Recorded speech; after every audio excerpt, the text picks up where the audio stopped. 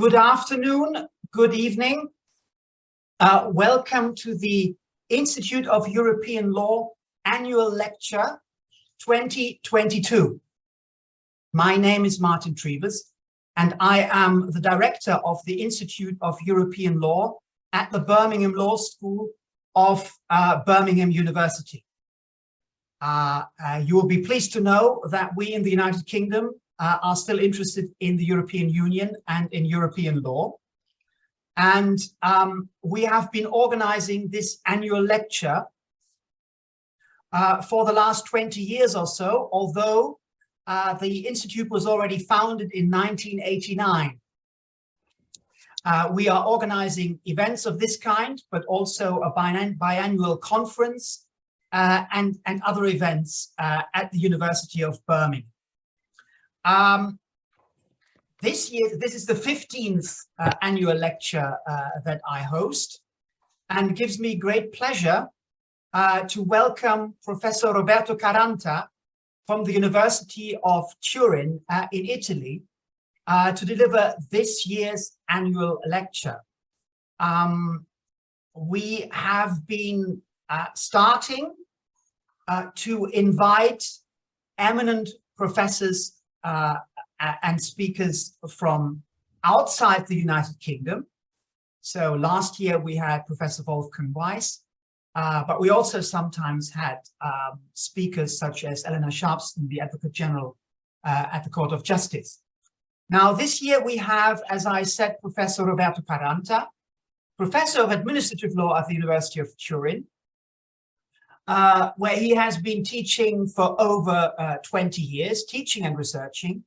He is publishing, obviously, in Italian, but also in other languages, including English. He's got a particularly strong link to King's College, London. We invited him partly because he is currently the network coordinator of a EU-funded Marie Curie Skłodowska innovative training network on sustainability and procurement in international, European and national systems. But he will not just be talking about procurement, he will be speaking about sustainability as a policy of the European Union. We will, after this short introduction, I will hand over to Professor Caranta, who will speak for about 40 minutes. After that, I will open the floor to questions.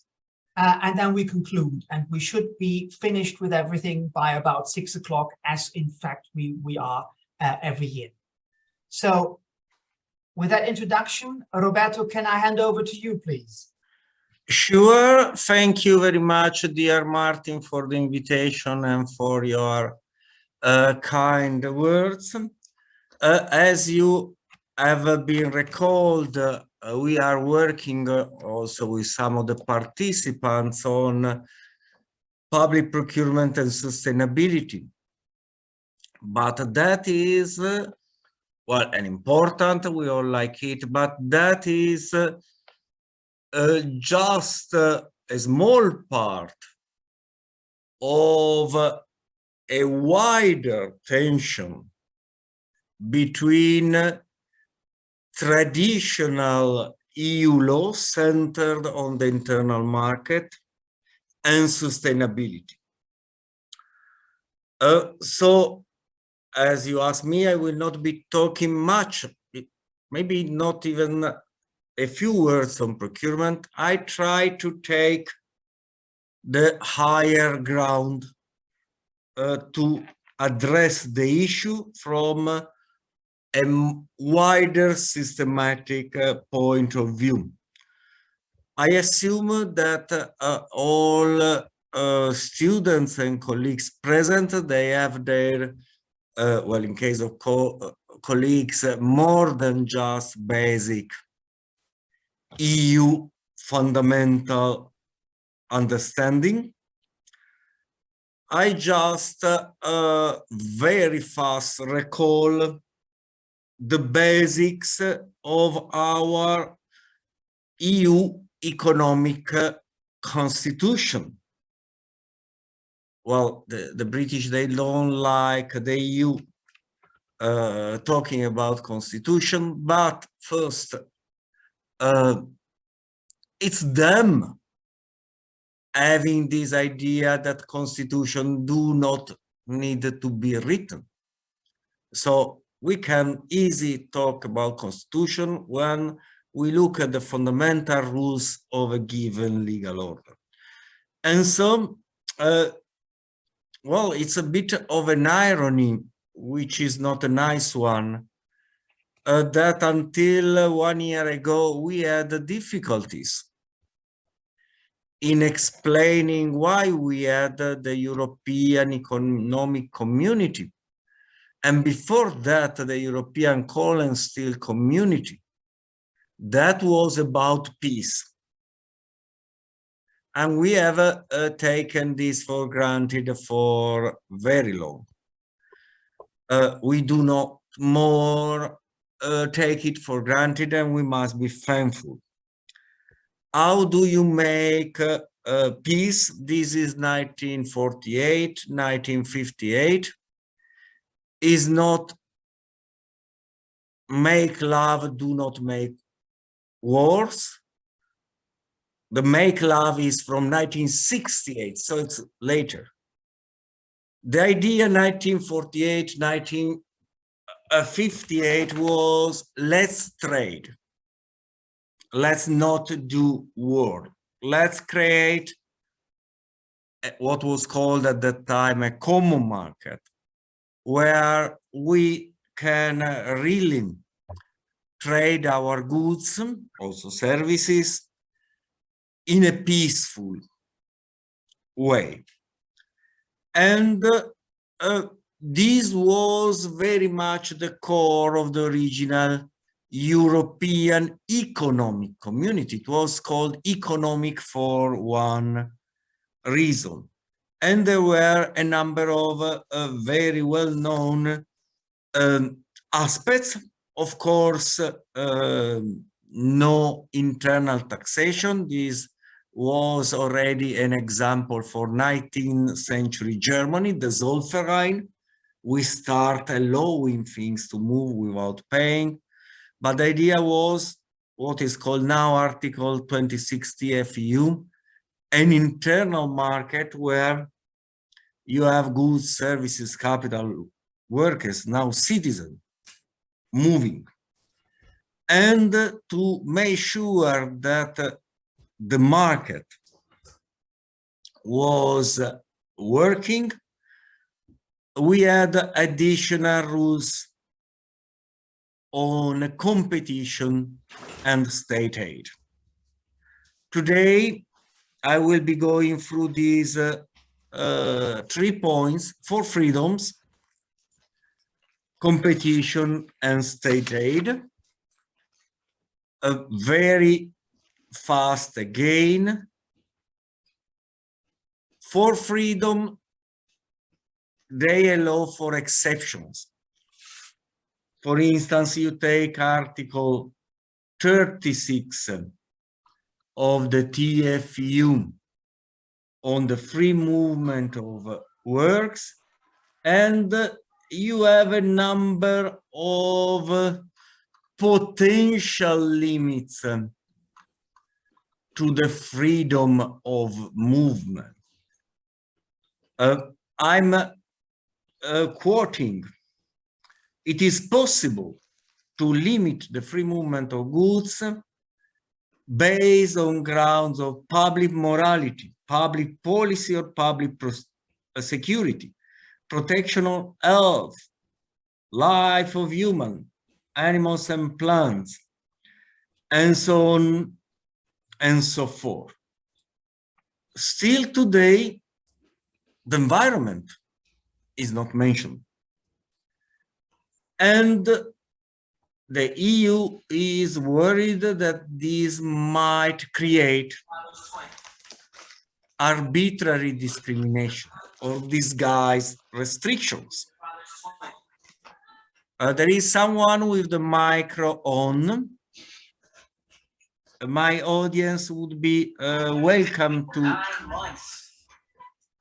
their father's slaves. Vitalis, could you please? Okay, much better, thank you. And this thing of freedom is the rules. There are public law exception to it. Is not unknown in international trade. You have the same, for instance, under the different WTO agreements. What is the difference? One big difference is that the EU institutions have a competencies to harmonize the rules. Human health. We are all human. So if there is a substance that is harmful, it will be harmful for Germans, French, Italians. So it's not France, Italy, Germany deciding which substances are harmful. It is the EU taking this over its shoulders. At international level, international trade law, this is much, much less pronounced. And the second difference, at EU level, we have the Commission, who is watching what the member states are doing and can bring an infringement procedure. And we have the preliminary reference, meaning that the member states may try, they always try to cheat on the rules, but there is vigilance. At international level, this vigilance is much, much more limited. Fast again, competition law, articles 101 following of the TFU. You can't have agreements having the effect of limiting competition among economic operators, among companies, among undertakings. And finally, state aids, articles 107 following. Individual state cannot give resources, money or any other resources to their own firm to enhance their competitiveness. This is very short, but just to remind you of the different components of our internal market law. What about sustainability? Well, sustainability, I was a little bit surprised in checking. It has been in the treaties for quite long. 1996 Amsterdam amendments to the Maastricht Treaty. There was already this idea of sustainability and the words sustainable development. With Lisbon, with our more recent treaties, many different aspects of sustainability have found a place in the treaty. Human dignity in Article 2 of the TEU, sustainable development, again in Article 3 of the TEU. In the TFU, Article 7, we find a consistency requirement between different policies and activities. Article 9, adequate social protection. Article 11, environmental protection is integrated in all EU policies and activities. We might say, okay, that's a nice story. We can stop here and think of dinner or pub. I make the distinction. But, you know, when we talk about sustainable development, we have the 3 circles, different colors, economic, social, and environmental. They are very nice to see, kind of Christmas also. But the problem is this going without tensions? And the answer is no, forget it. There are tensions, but we need to take into account the constitution of the EU to start to make sense of these tensions and to see how we can a bit go beyond them. And a very, very important point in my view is that in Article 3, the EU recalls both internal market and sustainable development and introduces the idea of a social market economy, meaning that there is, in principle, no higher value for the internal market.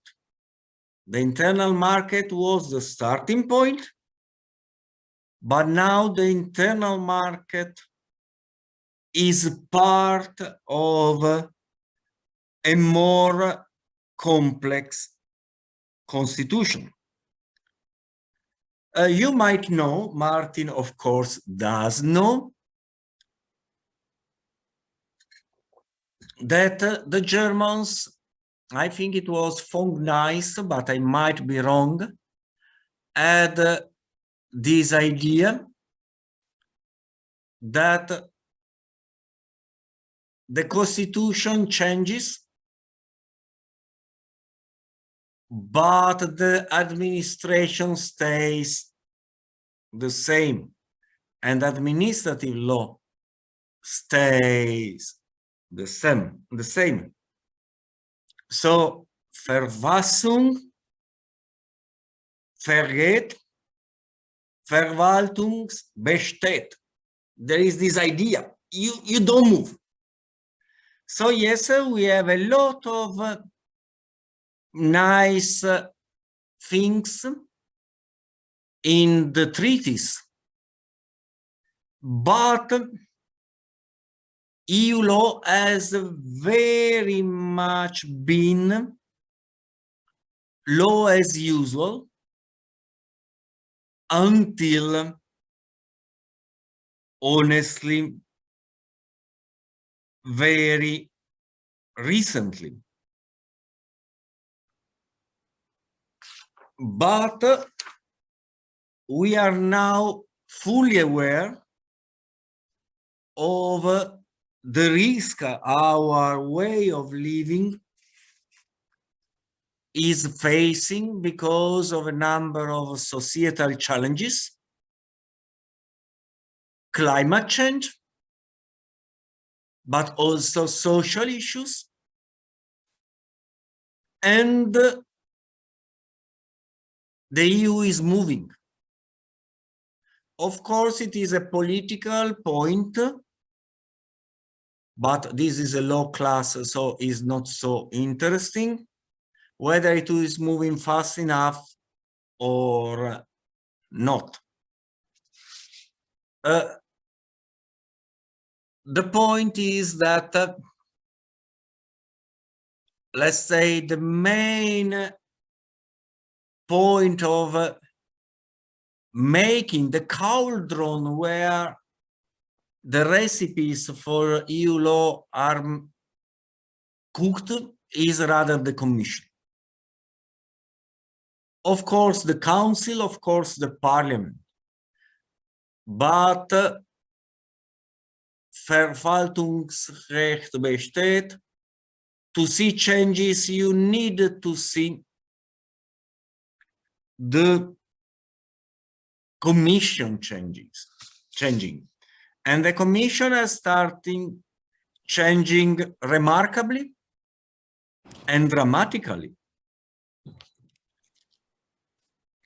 And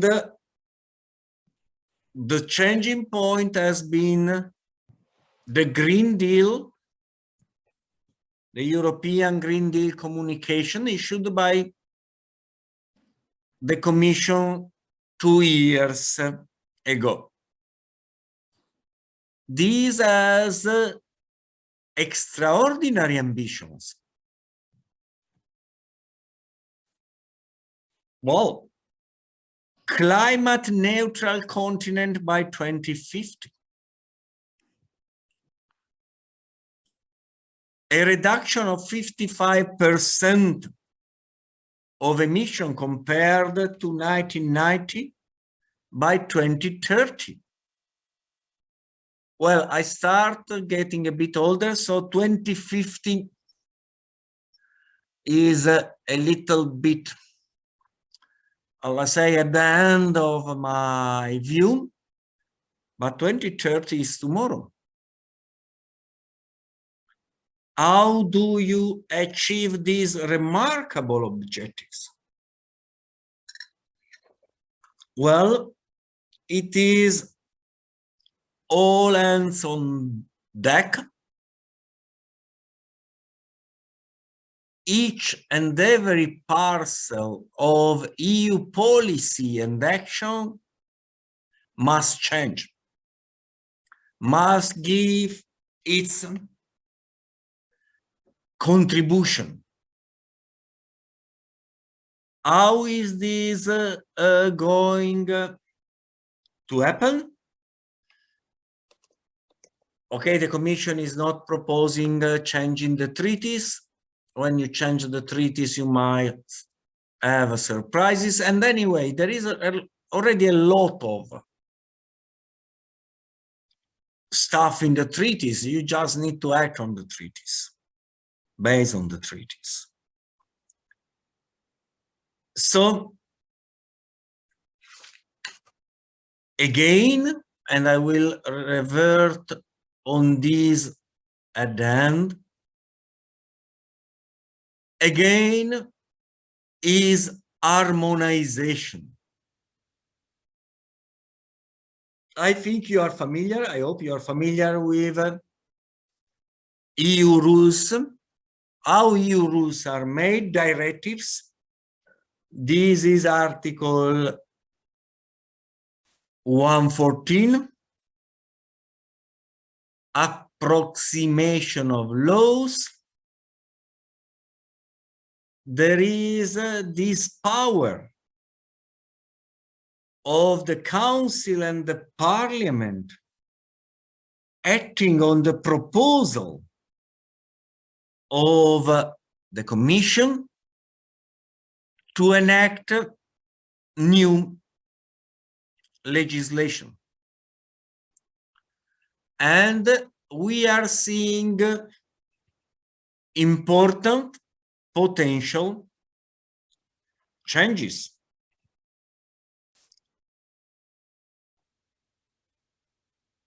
The EU has been regulating products for ages. Since the Single European Act 1986, most of you were not yet born in 1986. But it has been a kind of harmonization of production and to some extent marketing rules that was focusing on technical aspects. Yes, of course, the protection of the health of humans, plants, and animals, but not very much concerning the environment.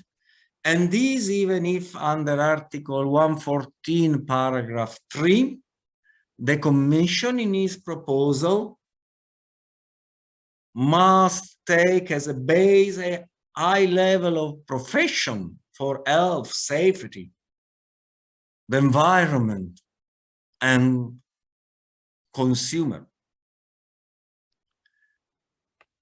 Now, following the Green Deal, a lot, very many proposals are being tabled. And you see that they want, in their proposal, they are taking sustainability and especially climate change very, very seriously. For instance, construction products regulation. The Commission is following this approach in general. For products, there is a more general initiative, the Sustainable Products Initiative, but also sectoral, and construction products is a sectoral initiative. What is the approach? The approach is that, let's say, producers, consumers, they may come up with a standard that is in line with the Commission requirements, and these Commission requirements will include environmental aspects. But if these actors don't reach an agreement respecting the indications from the Commission, it will be the Commission delegated to issue regulation setting aspects, including relevant for the life cycle of different kind of products. So you move from a technical regulation, yes, concerned with human and animals and plants health, to one which is focused, of course, doesn't throw out humans, but which is focused on climate aspects. Of course, this is not going to be without issues and discussion.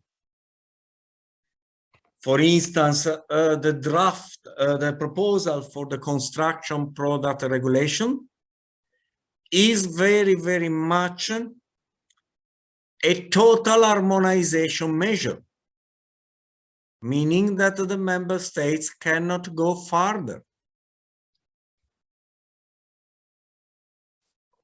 This is a problem because in Europe we have member states that are ready to go further, and possibly they have already gone further.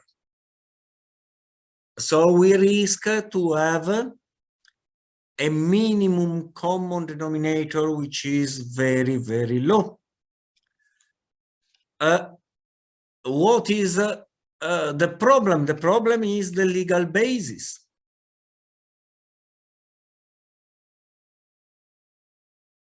If the Commission had chosen as a legal basis not Article 114, or not only Article 114, but also Article 193, Article 193 for measures concerning the environment provides only for minimal harmonization, meaning that member states can go further. Of course, if we take the third, what I was already reading to you, the approach in Article 1143, high level of protection, we shouldn't be worrying. But you can imagine all the pressure that will be on the Commission. Because if they really go to high standards,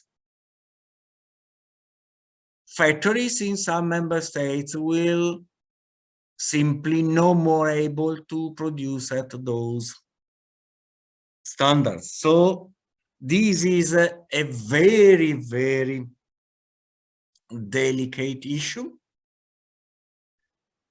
and shows how difficult it is to translate policy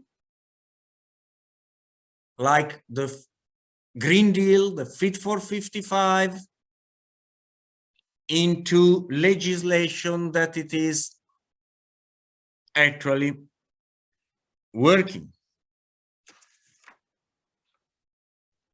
These proposals of directives, there is one on energy efficiency, which is instead based on 193, and so there is this minimum harmonization approach, are now in front of the Council and of the Parliament. Now, because time is running, going to the other two important aspects. Competition. Competition law. Well, EU law is really against agreement between companies.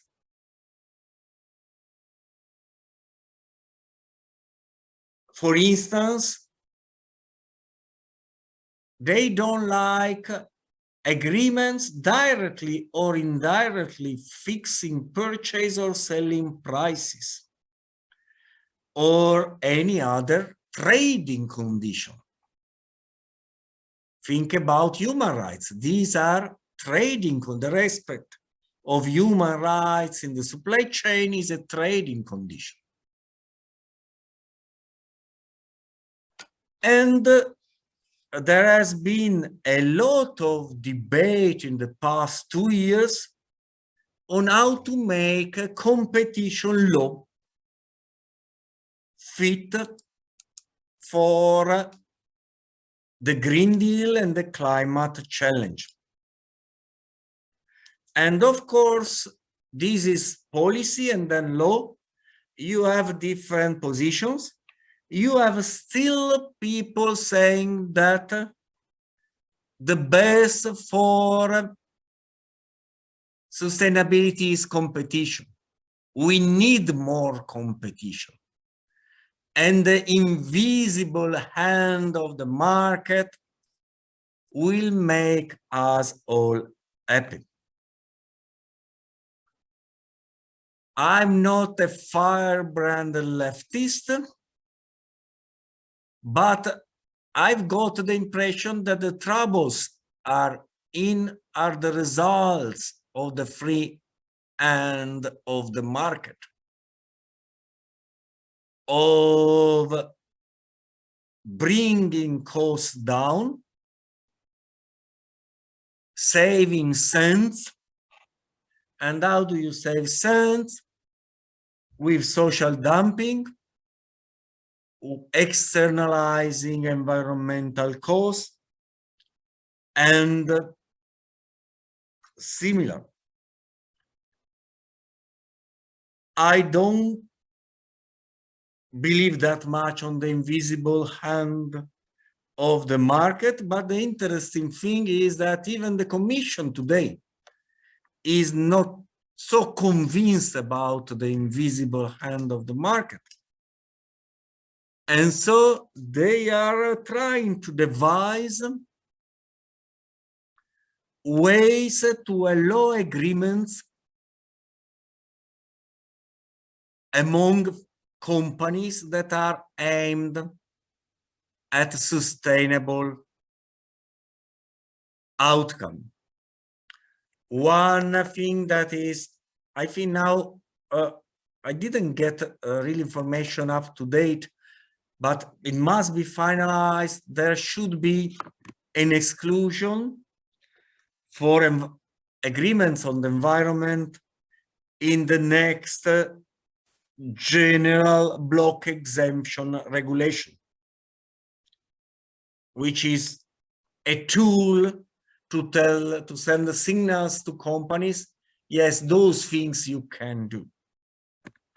But I think it is the whole, if you want, philosophy of competition law that has to be somehow revised.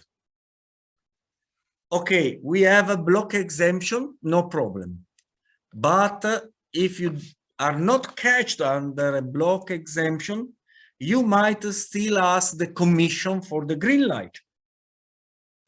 This is Article 1013. And what are the conditions to be exempted? Improving the production or distribution of goods, or promoting technical or economic process. You see how all this is still Article 113 is still technical or economic, no sustainability here, while allowing consumers a fair share of the resulting benefits. Well, before we change Article 1013, which is not going to happen, we might work on interpretation. And we might depart from the interpretation of, well, it's time I need to focus consumer benefit. The Commission in the past 30 years, following some economic theories from the United States, has very much narrowed this idea of consumer benefit. What is a consumer benefit? Saving 1 cent.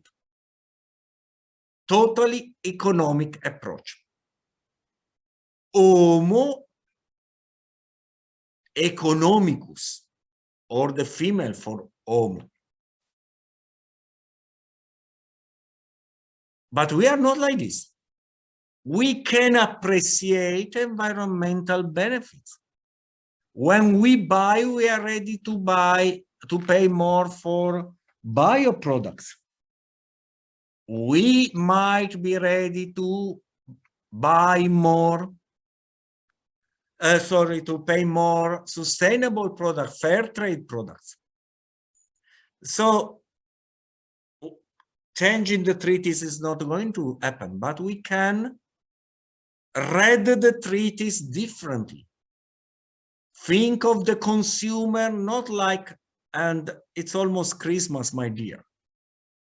Think of Uncle Scrooge, just thinking to all and every penny. We are not all Uncle Scrooge, but we are still consumers. So a bit of realism might help. Read what is in the treaty in a way that it corresponds to reality, rather than to abstract neoliberalism economic models, which, by the way, has created a lot of mess. State aids, there is a new set of guidelines for climate, energy, environmental aid 2022. They are focusing on carbon. State aid is a little bit even more problematic than competition, because of course, when you talk about the social aspects, okay, the tendency of states is to worry about their poor, their unemployed. And so you risk protectionism, you risk beggar thy neighbor policies. But still, probably here too, we have notions that might work well in economic theory, but they don't work in practice and for sustainability. State can give money according to the private investor test. Only if a private company will give that money. But the states are not private investors. They might and they must care for climate more than private investors. So probably the test is to be revised. One last thing I want to mention before the conclusion. It's a lot of aspects of EU law that must change. One of my favorite is access to justice. Well, finally, the Aarhus Compliance Committee has declared that limits to standing of environmental association to challenge decision green lighting state aids is too restrictive under EU law. So you go to very, very technical. There is the political part, but we are lawyers. We focus on the technical part. And there are many aspects of the technical part that has to change. And so this is already my conclusion. It's the climate, of course, it is the scientists, but we lawyers, we have a super important role to play, because we have to reconsider very many facets of EU law, internal market EU law, the EU economic constitution, as it has been built over 60 years. And we have also to reconsider some of the core notions that have been developed in European economic law to bring those economic notions in line with the actual constitution of the EU, of a social market economy where the environment is integrated in all and every policy and actions. So thank you very much for listening. I'm ready to take questions. Martin, please, you have the floor. Thank you very much, Roberto, for this really thought-provoking annual lecture for this year. I was particularly intrigued by these notions of consumer benefit, environmental benefits. And I would propose to proceed as follows. We are recording this lecture.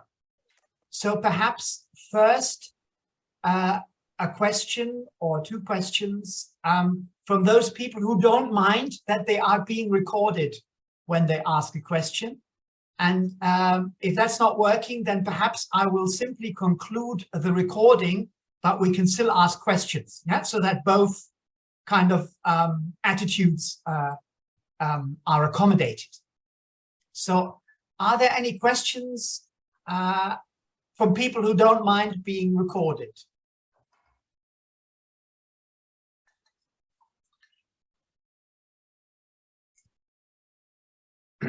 Okay, they do Okay, mind. in that case, thank you very much for those who are watching this recording. I will basically stop this.